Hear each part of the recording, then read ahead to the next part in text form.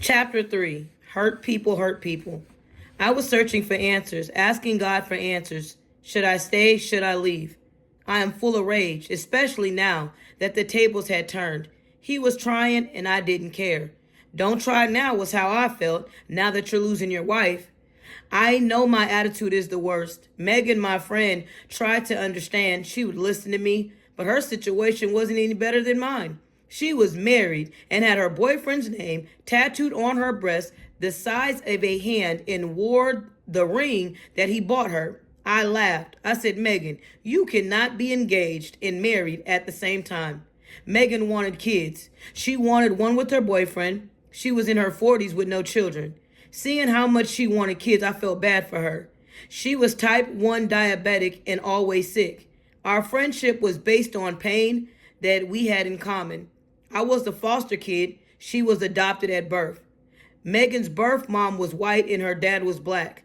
Megan looked white with a hint of pink. The first time I saw her was years ago, and she worked at Dollar Tree. I had my stuff there on the counter. Matthew was 1 year old. She greeted us and said, "Hey, girl." I laughed. I knew it was pronounced girl with an I and not a U, but that's not how she said it. I came in the store all the time, and throughout the years, whatever Dollar Tree she was at, I would see her. At one point, I didn't see her for a while. There was a rumor that she had come into some money.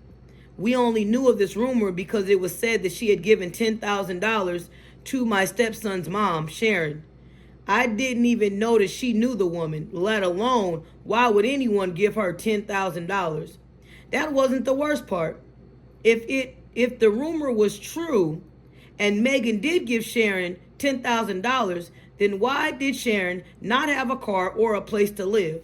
Why was she still living with her mom at 40-something years old?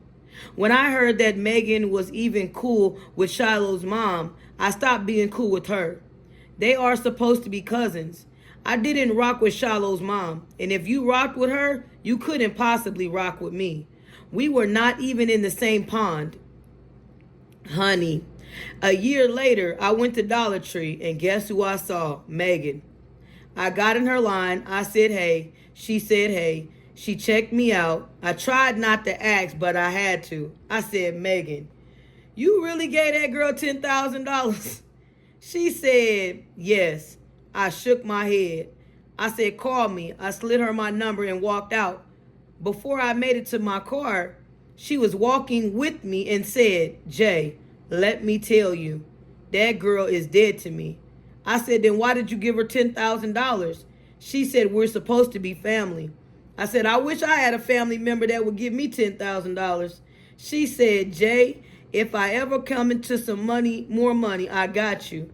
I didn't know if she was serious or not, but she started to cry. She said, no, Jay, hear me out. She got closer and said, you know I'm a type 1 diabetic. I said, yes, I know. She said, Jay, the same girl I gave $10,000 to and drove her and her kids from St. Louis to South Carolina. I bought shoes for her sons, Shiloh and Jackson, and gave them some money. I said, my son? Megan said, yup, Jackson. She said, yup, and Jackson. She said, Sharon got into it with my niece and sister. I thought, Megan gives you $10,000 and you go off on her. She's talking about Megan badly. And I knew it hurt because her light-skinned tail was red. She said, Jay, forget the money. It's the fact that she wished death on me. Megan said, don't matter. I'm done. My son's mom is a dummy. I said, Shiloh made it seem like his mom gave him that money. She said, no, Jay, that was me. I hugged her while she was crying. As I held her, I said, no weapon formed against you shall prosper in the name of Jesus. You don't wish death on anyone. You can't allow any amount of anger push death out of your mouth. You just don't know who is praying against you or who is putting a curse on you. The worst lie in the world is, sticks and stones may break my bones, but words will never hurt me. Yet the Bible says life and death lies on the tongue. The world's biggest problem today is that people say whatever they want based on how they feel, which is an emotion. Feelings lie. Emotions should never control you. Shiloh's mom hated that my husband had custody of their son. Sharon always wished death upon someone. She said, I can go to hell and I pray that Ricky gets hit by a bus. I rebuked her as soon as it came out of her mouth. Then she told Megan, I hope diabetes kills you. I was shocked because Sharon's mom was a diabetic. I told her I was sorry. She said that to her. She said, Jay, who do you think has been picking up and dropping off Shiloh up at your house? Shocked again. I knew Shiloh's mom didn't have a car, but Megan just gave her $10,000. Where was her car or apartment? What did she do with $10,000 in 7 months? I felt bad for Megan. No one deserved this. You are good to someone and they treat you like yesterday's trash. I feel bad that Shiloh doesn't even know. He would always keep saying, my mom is going to get a place. But she continued living at her mom's house. And ever since she got kicked off Section 8, she lived with her mom. I know Miss June was a real piece of work, but how do you mistreat the person who's providing a roof over you and your son rent-free? Sharon called her mom by her first name, also a female dog, like it's her first name. How you are treated as a child will determine how a person looks at life, if and how they trust God. Put God in your children early and they will never forget who to call on. Megan and I started hanging out. She started getting her hair done by me. I learned that she's a very emotional person and she's always sick and in the hospital. And she really wanted a baby. Seems like more than me. I had 2 children already and she had none. She talked about what she was going to name her child. And I said, child, you think your husband is going to let you breathe if you get pregnant by Joey? It wasn't just that Megan was too sick to carry a baby. She was a type 1, but she also had stomach issues and PTSD. She was on 50 million medications. She wasn't making love with her husband or with her boyfriend, Joey, who was always around and gave her a reason not to make love with her. I found that out when she told me she was tired of doing things for him, and I didn't like her dishonoring her marriage. I told her that if she didn't want to be with her husband, but to just leave Joey. He is not much of a side piece anyway. You don't have intercourse to make a baby. You've been with Joey for 4 years and married almost 20. I tried as hard as I could to save my marriage, but her story wasn't my story. She said Nate always made her feel bad for always being sick, being a type 1 diabetic. She said the first thing people don't see is how Nate treated me when my sugars were up and down. When I'm having seizures in the car, I would get to the hospital and he would tell me, you're always sick and I'm tired of taking care of you. Now, I don't know how Nate treated her. I only saw how he was in front of me. And I knew that the man was retired military and worked at Target and Dollar Tree at 58 years old. He was still providing, seemed to be really nice. She said he ironed her clothes every day and made sure she had coffee. He was retired from the military and he was 15 years older than her. I stopped giving her advice because she wasn't listening anyway. I always prayed that she would work it out with her husband. She said, Jay, I know you love me and you want me to be happy, but know that Joey makes me happy and I will never leave him. I said, well, you won't have to tell me twice. I had too much going on thinking about Megan's situation, but I was really frustrated. I didn't understand. Megan tried to get me to stay with Ricky. She said, Jay, if you can forgive him and those kids need y'all. I couldn't understand how my husband's love was stronger for me now that he knew that I was ready to leave. I couldn't call my godmother, Mama Ellis. I had lost her in April of 2024. Even 7 months after we lost Ronnie in September, and 8 months after we got married in August. Mama Ellis was someone who I would have gone to first. She would have given it to me straight, no chaser. Between 2013 and 2014, there were some happy times, but mainly sad. I tried to stay strong. My husband still is affected and cries over him. The side of my husband that no one sees but me, his grief, of all his unresolved issues, plus his generational curses and the lack of having a father in his life, all are going to cost him his family. I couldn't grieve because I had to keep this family running. All of our kids went to school together. Ronnie's niece and nephew and my 3 kids. We all stayed right around the corner from each other. I loved Franklin Elementary. Alex and Seth were able to both go to the same kindergarten teacher, Ms. Ziegler. She could teach any child how to read before the 1st grade. Ms. Ziegler would always say, I love your children. They have manners. Shiloh was in the 3rd grade. My 3 were the only ones that said yes, ma'am, and no, ma'am.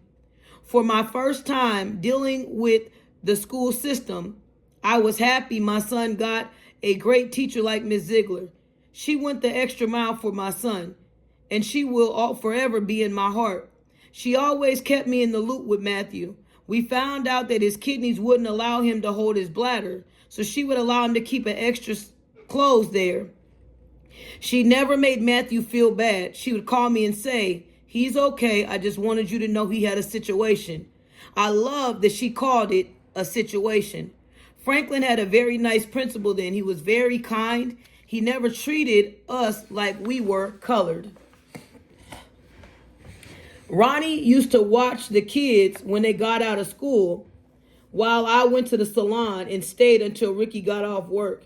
When Ricky would get off, I would be getting ready to go to Kmart and work overnight. Ronnie watched them. The kids loved him. We had faith in Ronnie with our kids and our home. He loved to cook. He always cooked for them. And he had a place to chill that wasn't his mom's crib.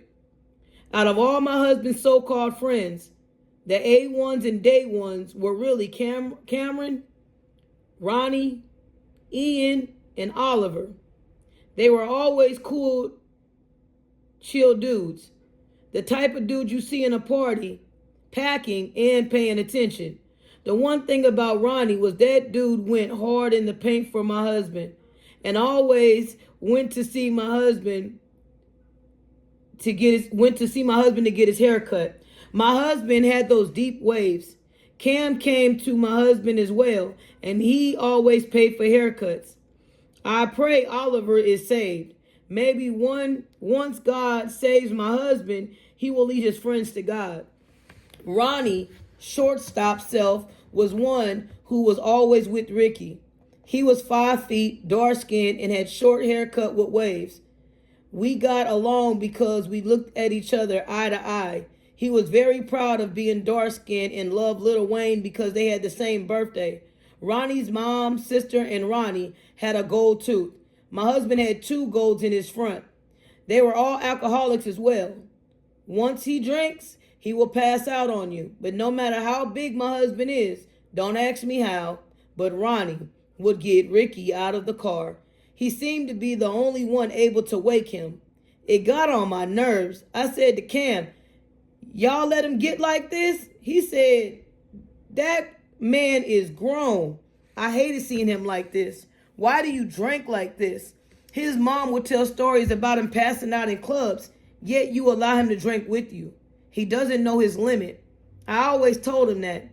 Don't let him pass out and wake up pissed off. The whole house will see his rage. When we first met, we used to do game night at his brother's house. My brother-in-law, Derek and Carrie. They lived in East St. Louis off of 37th Street. Taboo was the game of choice. We had Ricky's mom's friend, Leanne, with the mustache on our team. Catherine, the babysitter, told me that she used to look like a lady. And I said, not her. She said, she's a mom. I said, she's a what? She said, yes. I haven't seen her in years, but our sons went to school together. I wonder what can make a mom who acts like a complete woman make her so comfortable rocking braids with a deep mustache. Jesus, she really needed healing too. The game was going well, but once they started to drink, it was over. Ricky and Derek had to see who was the toughest. Ricky said that they were close when they were young. You wouldn't have known it now with them trying to knock each other's head off. Their mom jumped in it. One of them pushed their mama. Jesus, I was ready to go. She kept saying, Jay, get Ricky. He had just moved in and I was pissed. Why didn't you show me this side of you before you moved in? I believed I messed up. Maybe I could pray to help him quit. He always said that he didn't have a problem. Okay, says the person with the problem. Ronnie and Ricky wound up living together because Ronnie let it slip out that Ricky was sleeping with the salon stylist in Sparta. Ronnie really didn't mean to tell me. I knew how to word it. Hey, I'm an FBI agent. Not really, but I'm not dumb. Once I got the info, he said, Lita. He said, sorry. Ronnie said, I didn't mean to tell you Ricky cheated. I said, I know, but your boy is wrong. How do you get out of prison and cheat on the one who was down for you while you were in prison? Who looked out for your son. Ronnie tried to clean it up and said, you know he loves you. I said, yep, like you love Crystal and you cheat on her. He said, that's different. We're not together like that. I said, she thinks you are. He said, I love Crystal, but she's tripping. I said, that's what Ricky tells people about me. Birds of a feather. Ronnie cracked a smile. It killed all of us, the kids included. We got the call that Ronnie died 2 days after his birthday from a drug overdose. Sometimes I wonder if that was true, only because I never saw Ronnie do anything other than weed, cigarettes, beer, and gin. My husband forgets I was there at St. Elizabeth's Hospital. We were all there. 40 of his family members, his children, his friends were outside of the hospital when they came out and told everyone that they did everything they could do. We heard tears and screams. We lost a smile that only Ronnie had. His mom, Jesus, that hurt. You heard her heart break. If you had kids, you felt it. Aunt Annie only had 2 kids, Ronnie and Nadine. Ronnie treated his niece and nephew as his own. I'm telling you, Ronnie is someone everyone should have in their life. Crystal was pregnant with Ronnie's baby. To see her break down, she said he would never get to meet his daughter.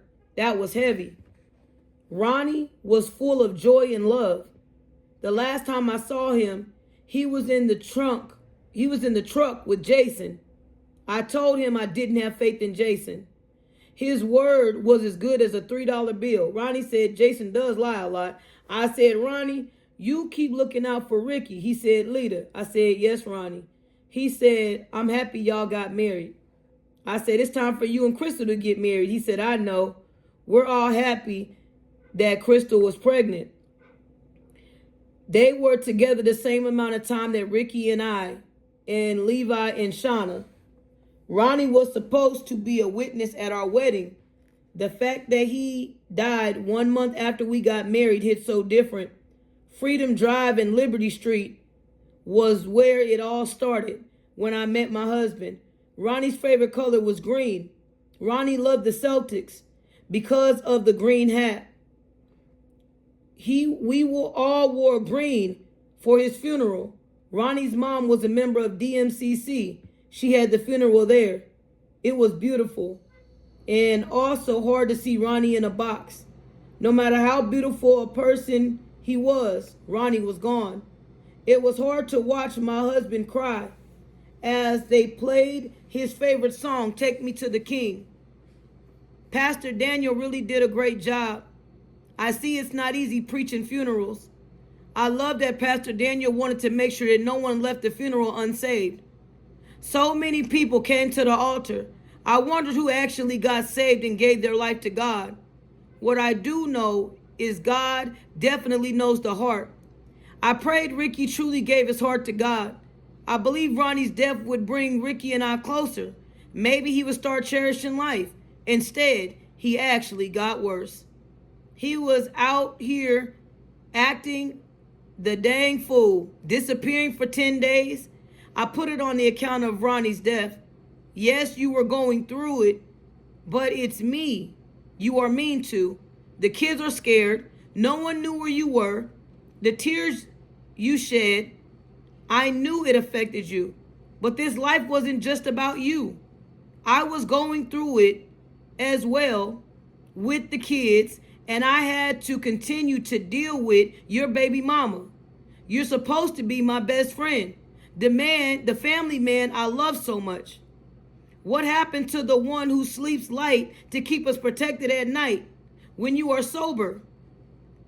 I didn't know anymore. I didn't know if I had the energy to put into this marriage anymore. A baby? Fool, a baby? Now you want me to deal with a whole extra baby. I'm your wife. After all the miscarriages, this random has your baby. Alleged baby.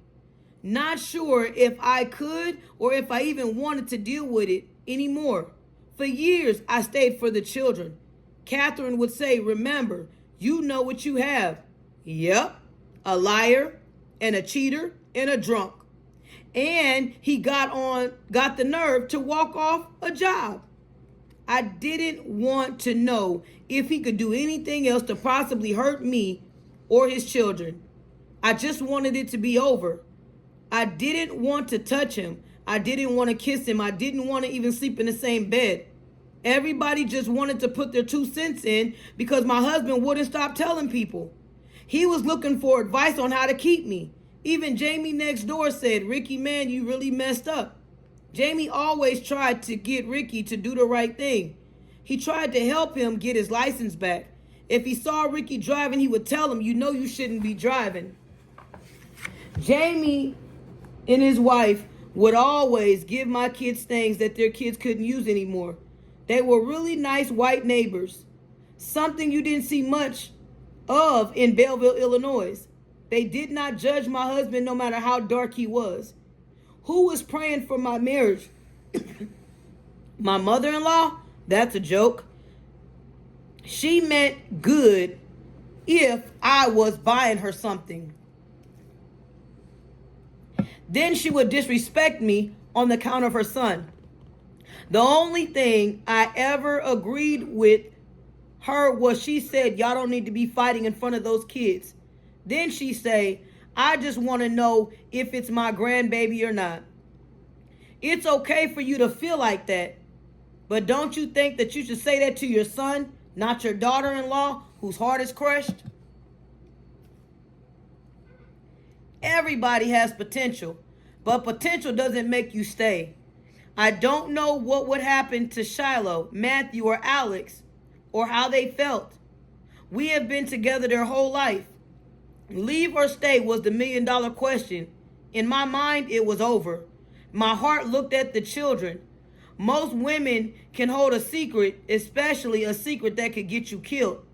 When the Lord told me to write this book, yes, I did believe that my secrets were in the grave. Have you ever just reflected on some of your own hell and asked the real question and say, self, how much hell have I brought on my own self? That self-love, self-esteem, self-confidence, the key word is self. That means that no other person can do that for you, just God and you.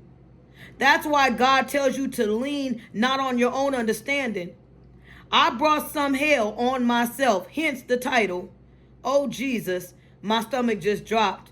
More thoughts when I look at my children as I'm writing this book. My children will one day read this. My question is, Lord, how will they look at me? Will they see their mom? The Lord, the mistakes I made, I truly ask you all to forgive me for any embarrassment this may cause. God said in order to heal, all truths must come out. I said, Father, can we make a deal and leave this out? God doesn't do deals. God said what he said. Not some truths, but all truths. The good, the bad, and the ugly. Now, if you truly want to heal, let the healing begin. I knew I'd been a zombie to the world, only focused on the salon and being a parent to the children. I coached for the children's basketball team at the YMCA. The team my son Seth was on, at the same time I was preparing Shiloh for the 9th grade tryouts. I stayed focused on their education. Everyone had a routine. On Mondays with Shiloh, we did flashcards to help him memorize things. When he made it to 8th grade, he trained himself to memorize everything and improved in school very well. Don't ever let a doctor tell you that a child can't overcome ADHD. My son is a beast. He didn't like the way the meds made him feel. So he started having thoughts of harming himself. My husband and I took him off. We knew it would be difficult, but God. He started to become a straight A student without the meds. You just have to be a little bit more patient. The only time he got back on his meds is if he really felt he couldn't focus and needed help. My life has always been full. I didn't have time to focus on my husband or this marriage. What I wanted to know was, is the baby yours? I would go to sleep crying because I don't believe in divorce. My dream was to get married once. I wanted children with my husband. I didn't want this. My brother-in-law Pete emailed me saying that they have a new thing in prison where inmates have tablets and emails. I hit him back and let him know that things were okay. He asked, have I seen the twins? Which I did. And he asked, how come his family didn't answer the phone for him when he called? It broke my heart to see how they ignored Pete. He was the one doing the time, and he couldn't get none of them to answer the phone. Well, I would talk to him as much as he needed. I told him I was sorry. I finished the email and finished talking to Megan. I sounded like a broken record. I was tired of talking to her about my problems. Back out of my feelings and back to mommy mode. I was in the kitchen cooking lasagna. I noticed that Shiloh was staying to himself. He had closed the door. School had been out for the past 3 days. And for the past 3 days, he had been like this. I walked into his room and said, what's wrong? He said, nothing. I asked, is it the meds? He said, no, ma'am. I asked, is it school? He said, school is fine. I knew something was wrong with my son. I couldn't push him or he would continue to shut down. I said, when you're ready, you can come talk to me. I watched him go outside and play basketball. When he plays basketball, it's his way of balancing out what's going on. It's his way of thinking. It's his stress relief. I knew something was bothering him for sure now. With ADHD, he had 50 million things in his head. I learned with basketball, he was able to focus on one thing. Then he normally knew what to do when he was done. Oh, Jesus, this must be bad, I thought to myself. He's really trying to dunk. He came inside. Shiloh said, Mama J. I knew this was serious because he only called me Mama J when he needed to talk or when he wanted something. When he was mad at me, he called me Jay. He broke down crying and told me everything. Shiloh's mom was staying in a hotel with his little brother Jackson. He said she got out of her apartment and they threw everything out on the street in the rain. I hugged him and I said, I'm sorry that she's going through that. We were all happy she finally had her own place. I said, Shiloh, why can't she go back to your grandma's? He said, my grandma says she's done with her. I said, what can I do to help Shiloh? He said, I'm worried about my mom, but I'm super worried about Jackson. I paused. I heard the Spirit of the Lord say, help her. I said, Jesus, Jesus. I knew I had to be obedient because obedience is better than a sacrifice. I asked Shiloh, what would you like me to ask your mom? If Jackson could stay here until she gets a place? Especially because it was getting cold and I knew the hotel had to be hard on Jackson. The Lord said, help her. So that's what I will do. It was always me that had to be the good person, no matter how people treated me. However, when my father puts me on an assignment, I had to obey. It didn't mean I wanted to do the assignment. I just trusted God. I had my instructions. Help her find a place. Show her how to repent. Show her how to forgive ones that hurt her. I was trying to help her get a car. I was to help her get a car. This was very difficult to do when you already had a physical altercation. I went to see her and asked her if she could come outside. She got in the car. She had a whole attitude from the start. I said, Jesus, get your daughter. I told her what God said for me to do. She started crying. She said, Jay, why would you help me after all the hell I put you through? I said, honey, it's only God. I said, the flesh side of me wouldn't have. But flesh doesn't win this time. I knew this assignment was new to me. God tells me to do things and I do them. I asked if Jackson could come stay with us until she figured things out. She said Jason would like that. They had already been there a month. She said, that night we picked up Jackson. My husband said I was soft. He said she wouldn't have done it for you. I said, well, God said to do it, and this is not about her. It's not about me or you. It's about Shiloh, and it's affecting him. I decided not to book too many appointments around the time to pick up Jackson from school. I dropped off and picked up Jackson from school every day. Jackson called me Auntie J, so I called him nephew despite his brother being my son/stepson. Whatever made this child comfortable was fine with me. Shiloh's spirits were lifted, and I could see how happy he was.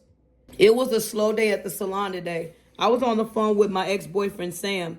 He was asking me what was keeping me with my husband after I found out everything. I told him the results. He said, why do the results matter so much? If you're willing to leave because of the results, you've already checked out. I said, I know. I don't want to end my family, but I don't want to stay with my husband.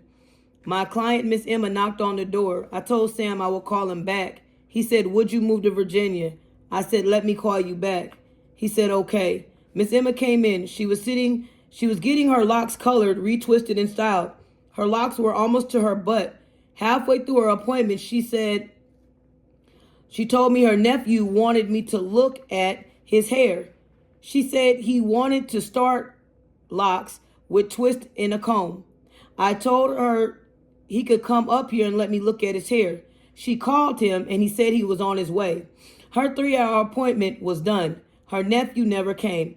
I had to pick up Jackson. I couldn't wait for someone who was late. I told her I would try to see him tomorrow. She said, Miss J, let me call him one more time. I got in my good old Jeep. I started buying Jeeps because of my mom. She was still driving her Jeep, and that thing has 600,000 miles. I love Jeeps. They are long-lasting trucks. Miss Emma's nephew pulled up. My truck had started, and I had a whole attitude. His aunt called him hours ago, and I had to go. Jackson was waiting on me at school. My client waved me down and said, Miss J, he's here. He was walking slowly, and she said, hurry up. She's getting ready to leave. So he came to the truck and said, I'm Mercer Anderson. And he shook my hand. His hand was soft, and we locked eyes. Why are you licking your lips? I told him, well, you're going to have to text me now because I'm late and I have to go. I gave him my number, and he said, cool, so I pulled off. Jesus. The way he held my hand and looked at me, oh, no, no, no, Satan, don't you dare. I am married, and even if I don't want to be. I remember that look, though. I picked up Jackson. Mercer, my client's nephew, called and asked if he could make an appointment. He sounded so young on the phone. In person, he didn't look that young. He was built like he was 30. I could see his muscles in his arms and legs. I said, send me a picture of your hair to do a consult over the phone, since I didn't get to see it in person. Jackson got in the car. I said, I'm sorry for being late. Mercer sent me the picture. I asked Jackson to read the message because I was driving. Jackson said, yes, ma'am. He screamed. I said, what? He said, Auntie J, do you know who this is? I said, yes, he's my client's nephew, honey. He was super geeked when he said he is in the NFL. He is a professional football player and plays for the Jets. His name is Mercer Anderson. Jackson was starstruck. Jackson played football and loved the game so much. He practiced so hard. Jackson was really good and he wanted to meet Mercer Anderson. He would say his whole name every time. I told Jackson we could call him Mercer. He said, Auntie J, you have always been around famous people all your life. This is my first, and he plays football. I play football. Auntie, you think he will give me an autograph? I said, Jesus, help my nephew. Jackson started looking up his stats. He said, what is the most famous person you've ever met? I told him I can't say because everyone I met is in their own lane. He said, okay, name all of them. I said, I met Tia and Tamara. When we were on their show, their mom wanted to manage me and my brother. We were all kids. I met Marcus Houston on the same show. I thought about the crush I had on Roger. I started laughing. I said, Jackson, when I lived in LA, my brother and I were on the kids' TV shows like Power Rangers, VR Troopers, or movies like The Net with Sandra Bullock. I was in Waterworld with Kevin Costner. He said, who is that? I said, the man that played in Bodyguard with Whitney Houston. He said, you see famous people everywhere. I said, not everywhere. That's Hollywood, honey. He said, who else? He asked who else I saw. I had started something. It was good to see Jackson happy and talking. Jackson actually wanted to hear this. I started laughing. I said, Jesse Powell. He said, who's that? I said, he is a singer that I was able to hear sing at the Black Expo in St. Louis. He was famous for his song called You and Gloria. When I saw him, I was crying like he was singing to me. It wasn't my fault he was so cute and could sing, and our birthdays are 5 days apart. I remember when I first visited St. Louis, my cousin Mila and Aunt Carolyn did not have cable. They only had one station called The Box. It was a TV station that you had to call in and request a song, and they would charge you $1.99. Well, I couldn't buy it, so I would watch what everyone else did and wait for someone to order. At least once a day, somebody bought You by Jesse Powell. He asked who else. I said, Will Smith. He said, Will Smith? You didn't. I guess he needed to hear a name that he knew. Kids, I tell you. I said, yes, sir. Do you want to see the picture? He said, yes, ma'am. I showed him the picture. He said, wow, you met Will Smith. Bad Boys Will Smith. I said, Jackson, I have so much respect for what Will Smith did. He showed the world where you were born doesn't have to define you. He showed me it was okay to leave the hood, even if the hood was the 8 Mile. There is nothing wrong with leaving the hood and doing better. That show showed us that our mindset matters. He said, what do you mean? I said, do you remember the show The Fresh Prince of Bel-Air? He said, yes, ma'am. I said, when the show first came out, Will Smith still had the mindset of Philly. And as the show played out, you saw that Will went through a situation where his mindset had to mature. He didn't diss the hood in the show. He embraced the hood and he embraced the different atmosphere. He changed his way of thinking to get to the next level. Jackson said, Auntie, you're so smart. I started laughing. He got back to Mercer Anderson. This picture didn't show his hair. This was a hair consultation. I needed to see his hair. He sent me a picture of him in a locker room with his Jets uniform on. The question was why? Because he wanted to let me know he was an NFL player. When I really looked at the picture, he had a low-cut fade. Jesus, help me. I said, Jackson. He said, yes, ma'am. I said, may you please text him back and tell him I still need a picture of your actual hair on your head. You know, the thing that holds your neck up, not a whole body shot. He said, Auntie, you want me to text all of that? I said, yes, honey. Jackson texted what I said. He sent a picture of his hair. It still looked pretty short. What could he possibly want done? He still booked an appointment for the next day. The next day I pulled up to the salon. Mercer was already there. I opened the door and we went inside. He sat down and he said he wanted his hair colored. He asked how much that was. I told him $40 per color. I asked what color he wanted. He showed me a picture of Odell Beckham. He said he wanted his hair to look like Odell Beckham's color and all. I'm not gonna lie, I thought it was stupid. I said, let me ask you this. You're signed to the Jets, right? He said, yes. He turned and looked at me. I said, okay, so what's your position? He said, wide receiver. I said, okay, what's Odell's position? He said the same, wide receiver. I said, so if you're a wide receiver and he's a wide receiver, why in the world would you want to look like him? He looked at me with this confused face. I said, the world doesn't need another Odell Beckham. Only they need you. So, no honey blonde, right? He said, yes, I want the color. I still want to look like the picture. I said, okay, but as a stylist, I want you to know that Odell's hair is not twisted in the front of his head. It's a dread, and it's also, he has super curly hair, and your hair is nappy. I will do what I can. And I just shook my head. He said, why are you so in your feelings? I said, it's important to tell you the truth. You both have two different types of hair. I mixed up the bleach with 40 Developer, and as I applied it to his hair, I said, how old are you? He said, how old do you think? I said, you sound 19. He said, I'm 22.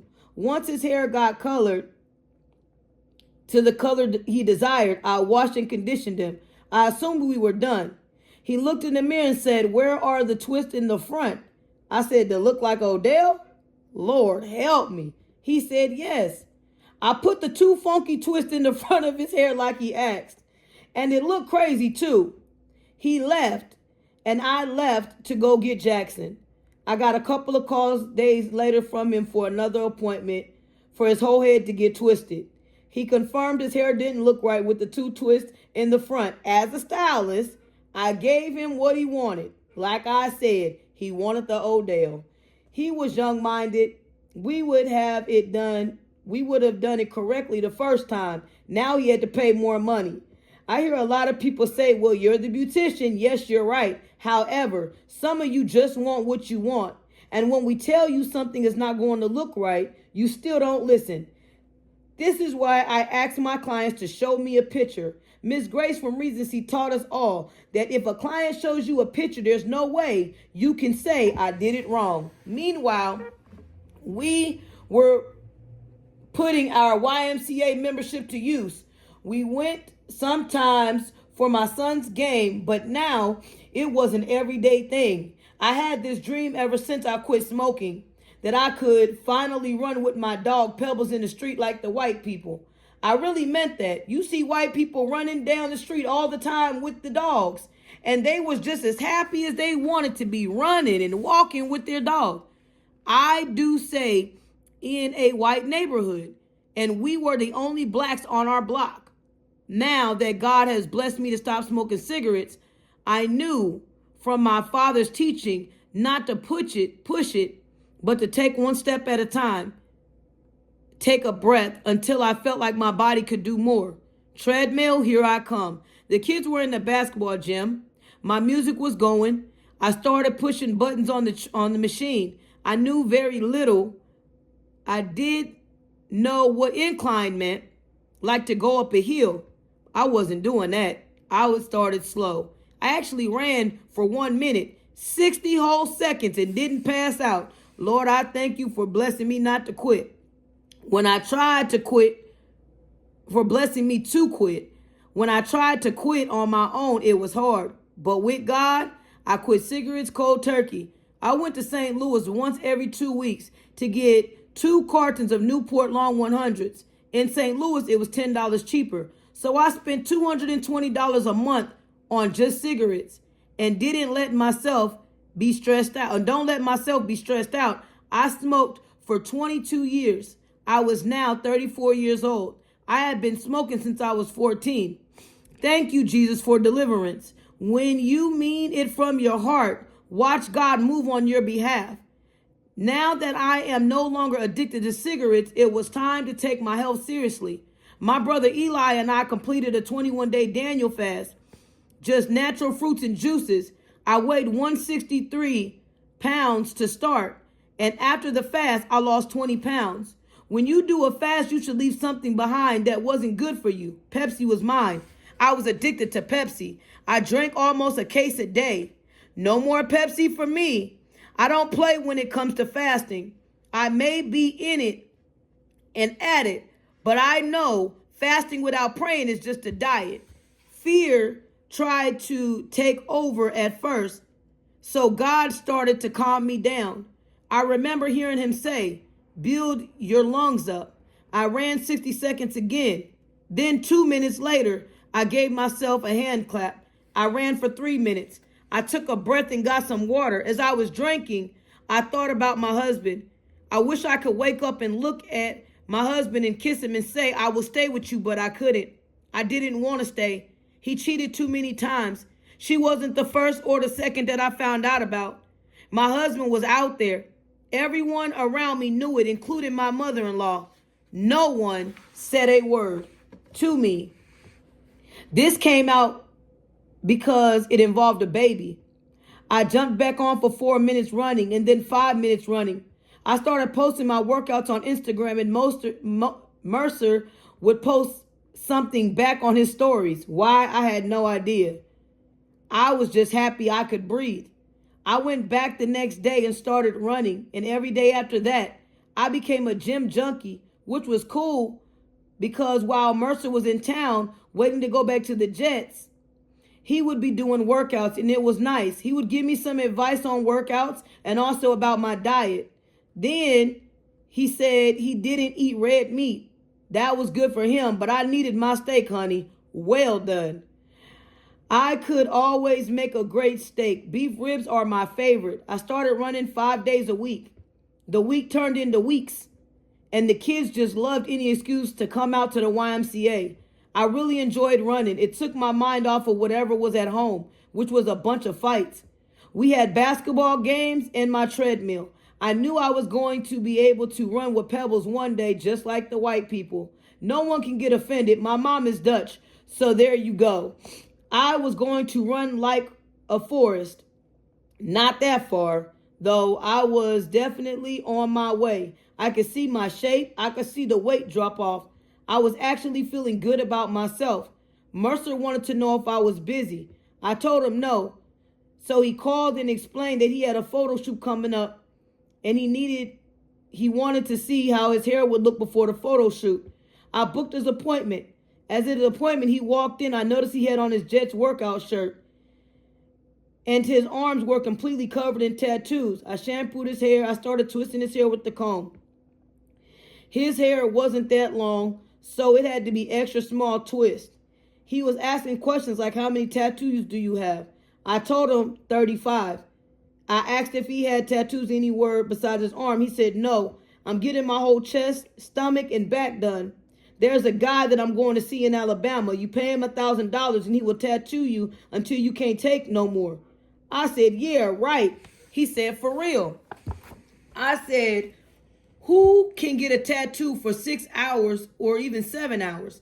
He said, if you can take it, you can get it. He went on Instagram and showed me the guy's page. It was cool. What could I say? I was a tattoo person.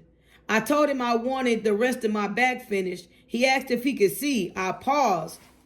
It wasn't a big deal, I thought. I was in front of him and I lifted up the back of my shirt and showed him. He touched my back and I jumped. I pulled my shirt down and got back to doing his hair. He said, why did you jump? I changed the subject. I asked, what would you get done for $1,000 anyway? He said, faces of all the greats like Martin, Malcolm. I was only halfway done with his hair because he had a big head. He also had some thinning issues in the front of his head. He said that his mom had it too. I told him that it could be hereditary. I told him about the 5,000 mcgs of biotin. I told him he could take one a day at night before he went to bed. And he could start to see his hair grow within a month. I was talking and twisting his hair. He started turning around, staring at me.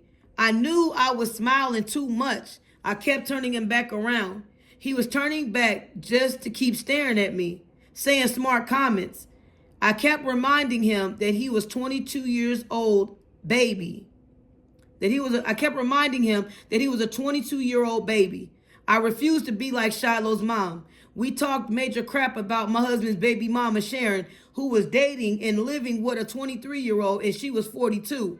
And my son, who was her son, was 14. So that was a no-go for me in my book, period. Plus, I was still married.